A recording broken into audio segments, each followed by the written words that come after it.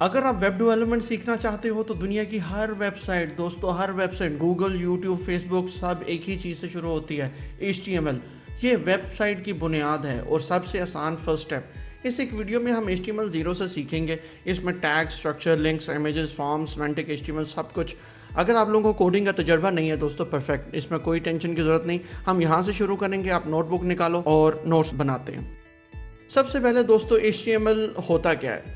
HTML जो है आपका, HTML का मतलब है हाइपरटेक्स्ट मार्कअप लैंग्वेज। आसान लफ्ज़ों में HTML वेब पेज की स्ट्रक्चर बनाता है, यानी पेज पे क्या क्या होगा, headings, paragraphs, buttons, images, links, हर चीज़ एक HTML टैग से बनती है।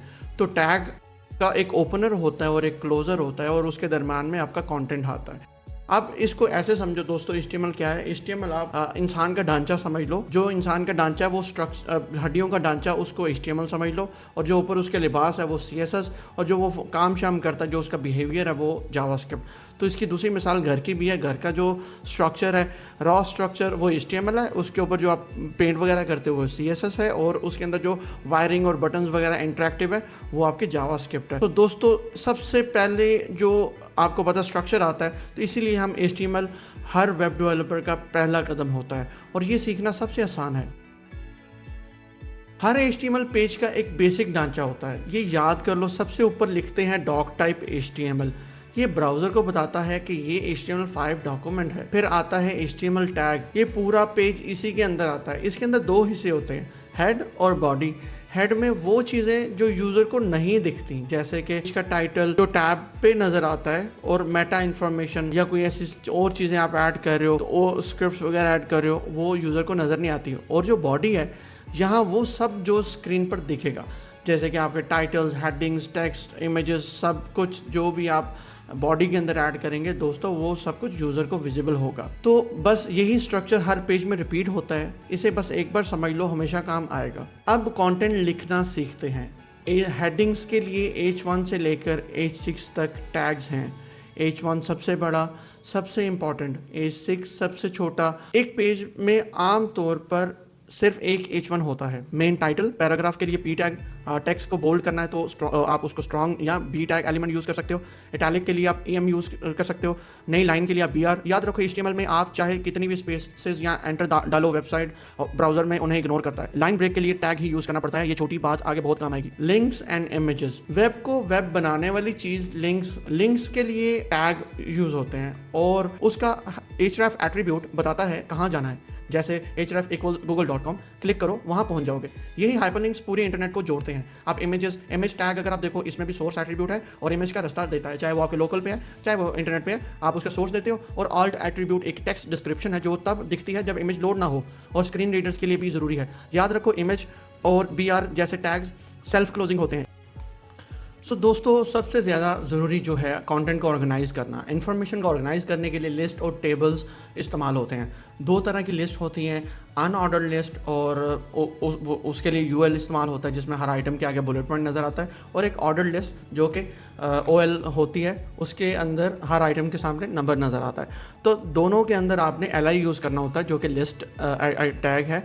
और जितने मेन्यू, फीचर्स, टैब्स, ये जितनी चीज़ें होती हैं ना, ये सब लिस्ट से तैयार होती हैं। अब बात करते हैं टेबल्स की। टेबल जो है डाटा को रो और कॉलम्स में दिखाने के लिए टेबल टैग को इस्तेमाल करते हैं। टेबल बाहर आता है, उसके अंदर टेबल रो आता है, जैसे TR आप देख रहे हो। फिर टेबल रो के अंदर जो है टेबल डाटा आता है। मतलब TD का मतलब टेबल डाटा, TR का मतलब टेबल रो, यानी टेबल डाटा को कहते हैं, यानी उसका सेल। हेडिंग जो है सेल्स के लिए उसकी TH यूज़ होती है। तो लिस्ट और टेबल से आपका कंटेंट साफ सुथरा और पढ़ने में आसान बन जाता है। अब सबसे इंटरेक्टिव हिस्सा, फॉर्म्स। जब भी आप लॉगिन करते हैं, सर्च करते हैं या साइन अप करते हैं, वहाँ पे आपको HTML फॉर्म नज़र आता है। फॉर्म टैग पूरी फॉर्म को रैप करता है। उसके अंदर आपके इनपुट आता है और हर इनपुट टैग के साथ एक लेबल होता है। तो दोस्तों हर इनपुट जो है उसकी डिफरेंट टाइप्स होती हैं, और डिफरेंट टाइप्स अभी आपको बताता हूँ। हर इनपुट के साथ आपने लेबल लगाना होता है ताकि यूज़र को पता चले उसने क्या फिल करना है, और ये एक्सेसिबिलिटी को बेहतर बनाता है। तो इनपुट टाइप के अंदर आपके पास text, email, password, checkbox, radio, date, इस तरह के आते हैं। और आपके इनपुट एलिमेंट के अंदर जो है टाइप के एट्रीब्यूट के साथ इनकी ये वाली टाइप पास करते हैं, तो इनपुट उसमें कन्वर्ट हो जाता है। सबमिट करने के लिए आपको एक बटन चाहिए होता है, और प्लेस होल्डर भी इसमें एट्रीब्यूट होता है इनपुट के अंदर। उस प्लेस होल्डर जो है उसका एक हल्का सा टेक्स्ट नज़र आता है यूज़र को, जो यूज़र को हिंट करता है कि आपने इसमें क्या ऐड करना है। सो दोस्तों, फॉर्म्स ऐड करने से आपकी वेबसाइट सिर्फ दिखेगी नहीं, ये आप बात करने वाली बन जाती है। आप इससे वन वे कम्युनिकेशन कर सकते हैं। चलिए दोस्तों, सबसे इंपॉर्टेंट हिस्से पे, ये आप लोगों को बिगिनर से प्रोफेशनल बनाता है।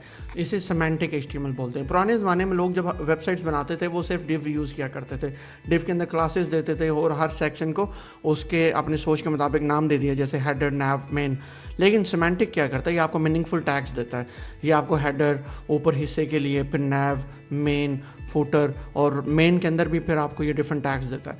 तो मीनिंगफुल टैग्स का फ़ायदा क्या होता है दोस्तों, आप जैसे यूआई में देख सकते हो, हेडर आपको बता रहा है ऊपर नैव, मेन, सेक्शन के अंदर आर्टिकल, उसके साइड पे साइड बार के लिए फुटर। तो ये सर्च इंजन जो आपका गूगल होते हैं, गूगल के जब बॉट्स क्रॉल करते हैं वेबसाइट को, वो अच्छे से समझ लेते हैं। और जो एक्सेसिबिलिटी सॉफ्टवेयर होते हैं वो भी अच्छे से समझ लेते हैं कि आपके कौन सी चीज़ किस जगह पे है। तो सिमेंटिक एचटीएमएल यूज़ करने से आपकी एसईओ बेहतर होती है और आपकी एक्सेसिबिलिटी बेहतर होती है। तो डिव आप हमेशा उस टाइम यूज़ करें जब आपको सिमेंटिक टैग कोई भी फिट ना बैठे। सो दोस्तों, इस सेक्शन में हम बात करने वाले हैं एट्रीब्यूट्स, क्लास एंड आईडीज़ पे। हर टैग को आप एक्स्ट्रा इन्फॉर्मेशन दे सकते हो एट्रीब्यूट्स के ज़रिए। एट्रीब्यूट्स क्या होते हैं, आप लोगों ने अगर देखा हो, हमने पहले देखा था लिंक एलिमेंट के अंदर हमने href पास किया था। ये href एट्रीब्यूट था। आपने इमेज के अंदर सोर्स को एक देखा होगा, वो एट्रीब्यूट है। आपने आल्ट देखा था, वो भी एट्रीब्यूट है। इससे हम एक्स्ट्रा इन्फॉर्मेशन देते हैं। दो एट्रीब्यूट्स हर जगह आपको मिलेंगे, वो क्लास और आईडी। आईडी एक यूनिक नाम है, एक पेज पे सिर्फ एक बार आप यूज़ कर सकते हो उस नाम की आईडी को। क्लास एक ग्रुप का नाम है, आप इसको कई एलिमेंट्स को एक सेम क्लास का नाम शेयर कर सकते हैं। दोस्तों, इनका असली कमाल तब पता चलता है जब आप CSS जावास्क्रिप्ट में आते हो। वहाँ पर आप क्लास और आईडी के एलिमेंट्स को पकड़कर स्टाइल या कंट्रोल करते हो। तभी बस आप लोग इतना याद रखो, आईडी यूनिक होती है, क्लास रीयूजेबल होती है। ये HTML को CSS और जावास्क्रिप्ट से जोड़ने का एक रास्ता है। तो HTML सिर्फ टेक्स्ट और इमेजेस तक महदूद नहीं है। वीडियो टैग से आप डायरेक्टली वीडियो चला सकते हो, ऑडियो टैग से आप उसके साउंड चला सकते हो। दोनों में अगर आप कंट्रोल का एट्रीब्यूट पास कर दो तो आपके पास प्ले, पॉज, वॉल्यूम के बटन्स आ जाते हैं। किसी दूसरी वेबसाइट को अपने पेज में दिखाने के लिए, जैसे यूट्यूब वीडियो या गूगल मैप, तो आईफ्रेम टैग यूज़ होता है। और एक छोटी मगर ज़रूरी चीज़, HTML एंटिटीज़ के बारे में आपको पता होना चाहिए। कुछ सिंबल सीधा नहीं लिख सकते आप, जैसे कि लेस देन के निशान, क्योंकि वो टैग समझ लिए जाते हैं। तो इनके लिए स्पेशल कोड्स होते हैं। कोड्स याद करने की ज़रूरत नहीं है, मीडिया टैग से आपका पेज जिंदा और रिच बन जाता है। अब पूरी पिक्चर समझो। HTML अकेला एक बिना पेंट के घर जैसा है, मजबूत लेकिन सादा। असली मैजिक तब होता है जब तीनों मिलते हैं। HTML स्ट्रक्चर देता है कंटेंट और ढांचा, CSS उस पर स्टाइलिंग रंग डालता है, उसके बाद फिर जो CSS के थ्रू आप फॉन्ट, लेआउट, स्पेसिंग वगैरह यूज़ करते हो, और जावास्क्रिप्ट के साथ आप उसका बिहेवियर सेट करते हो। क्लिक्स पे ये हो, एनिमेशंस ऐड करते हो, डाटा फैच करते हो, डाटा लाते हो, फिल्टर करते हो, शो करते हो, ताकि पेज जिंदा लगे।